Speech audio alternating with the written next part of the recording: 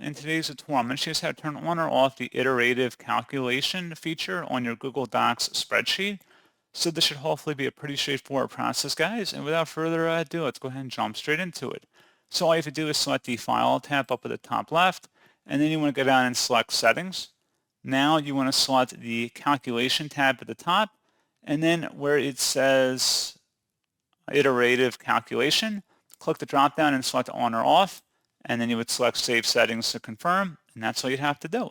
So pretty straightforward process, guys, and as always, thank you for watching. I do hope that was able to help you out, and I do look forward to catching you all in the next tutorial. Goodbye.